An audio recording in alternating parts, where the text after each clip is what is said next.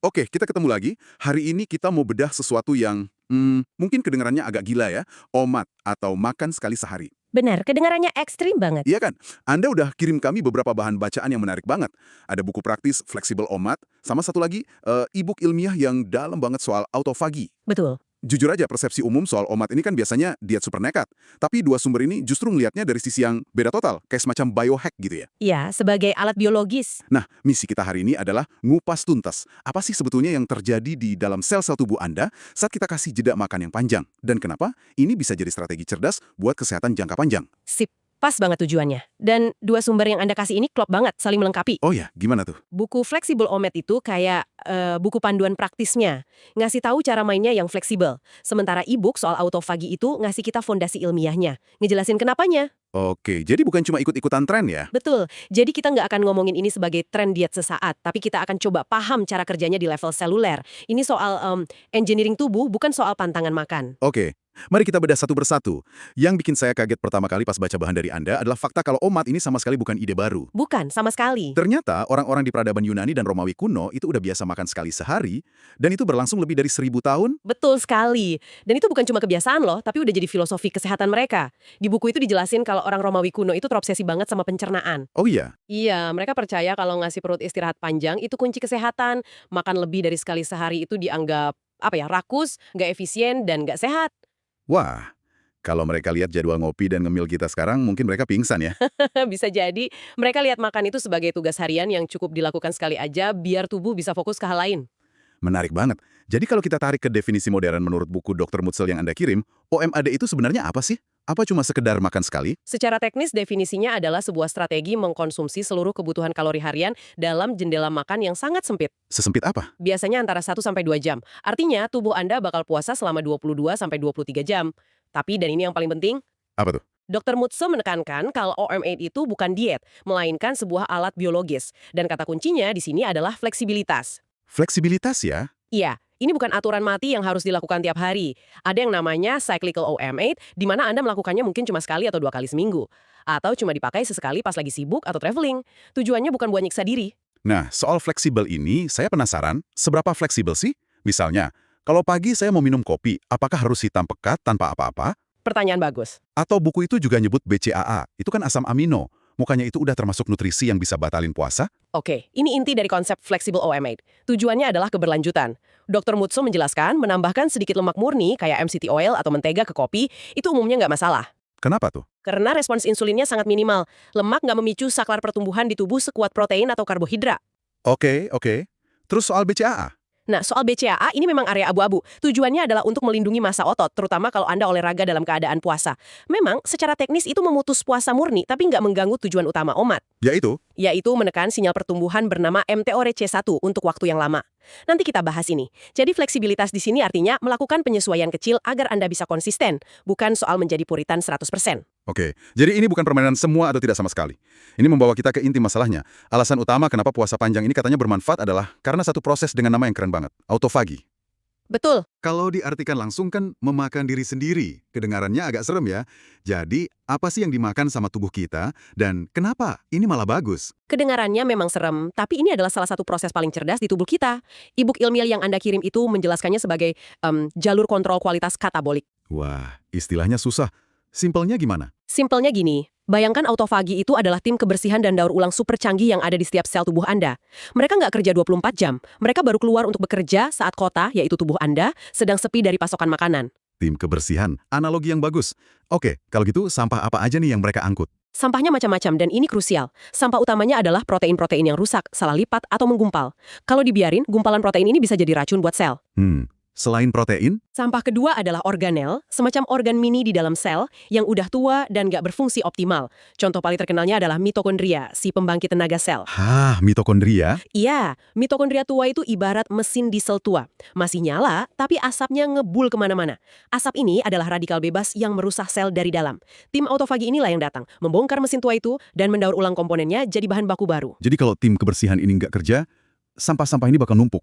Tepat. Bayangkan kalau petugas kebersihan di kota kita mogok kerja seminggu. Sampah numpuk di mana-mana, bau, jadi sarang penyakit. Ya, bener juga. Hal yang sama terjadi di level sel. Seiring kita menua, proses autofagi ini secara alami melambat. Penumpukan sampah seluler inilah yang oleh para ilmuwan dikaitkan dengan banyak sekali penyakit degeneratif terkait usia. Seperti apa contohnya? Dari penurunan fungsi kognitif sampai masalah neurodegeneratif.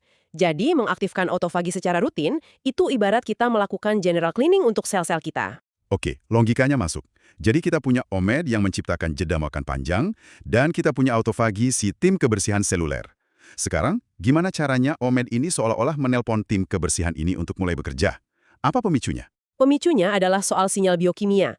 Selama kita makan, bahkan ngemil biskuit sekalipun, tubuh kita berada dalam mode tumbuh atau anabolik. Mode ini dikendalikan oleh jalur persinyalan yang namanya mTORC1. mTORC1. Iya, anggap aja mTORC1 ini adalah manajer pabrik yang super sibuk. Selama ada bahan baku, makanan, yang terus datang, perintahnya cuma satu. Produksi, tumbuh, bangun. Oke? Nah, si manajer mTORC1 ini secara aktif melarang tim kebersihan si autofagi ini untuk bekerja.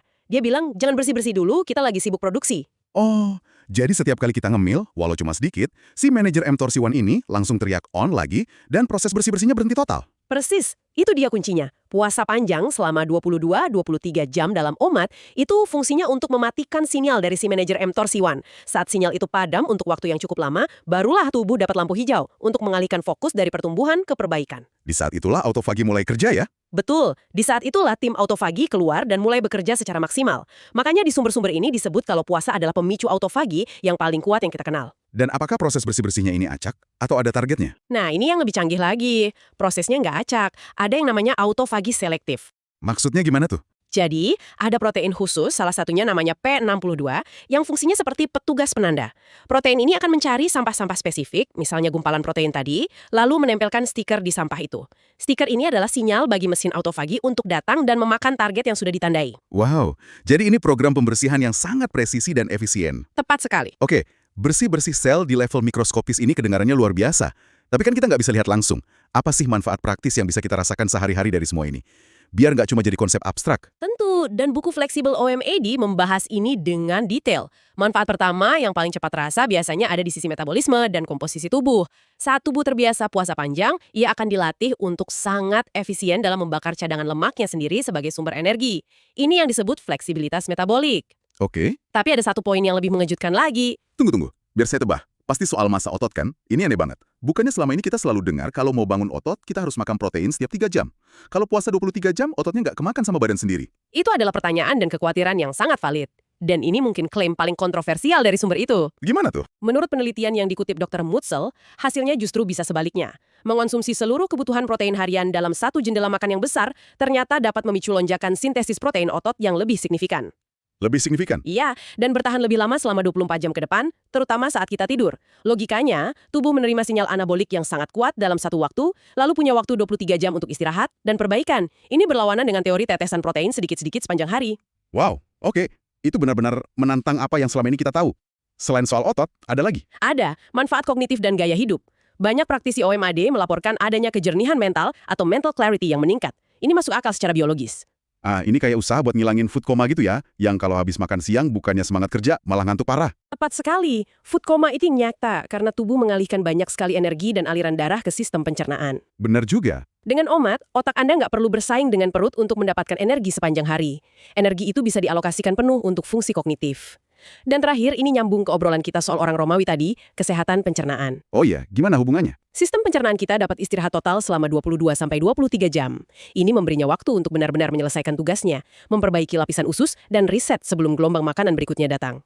Ternyata orang Romawi kuno ada benarnya juga. Ini semua kedengarannya sangat canggih dan menjanjikan, tapi jujur juga intimidating banget. Puasa 23 jam itu bukan hal yang bisa dianggap enteng. Sangat tidak bisa. Nggak mungkin kan kita yang biasa makan 3 kali plus ngemil, besok langsung coba OMAD. Gimana cara mulainya biar aman dan nggak malah jadi bumerang? Ini poin paling krusial. Kuncinya adalah transisi bertahap.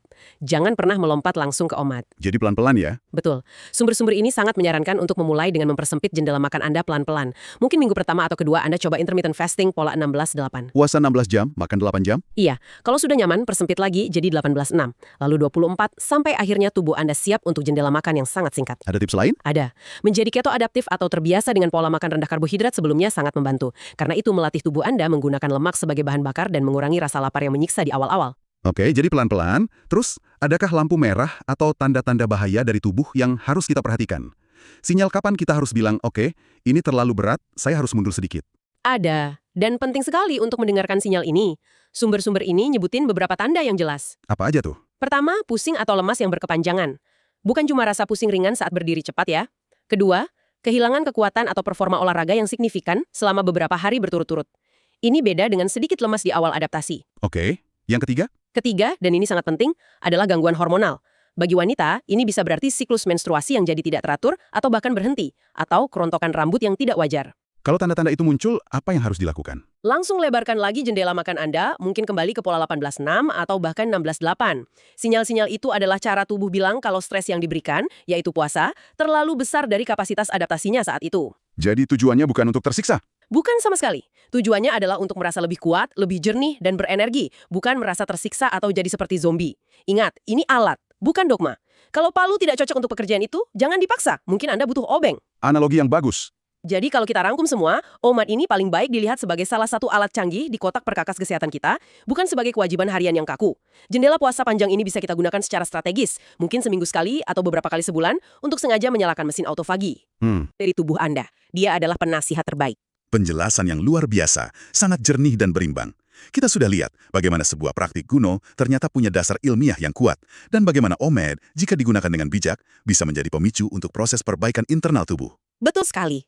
Sebagai penutup, saya mau tinggalkan satu pemikiran untuk Anda bawa pulang. Setelah kita paham bagaimana jeda dari makanan bisa memicu riset di tingkat sel, coba renungkan. Prinsip jeda untuk perbaikan ini, di mana lagi dalam hidup Anda bisa diterapkan? Pertanyaan menarik. Mungkin bukan cuma soal makanan, tapi juga soal banjir informasi yang Anda konsumsi setiap hari, ritme kerja yang tanpa henti, atau bahkan interaksi sosial. Di area mana dalam hidup Anda, sebuah jeda yang disengaja mungkin bisa menjadi pemicu untuk pembaruan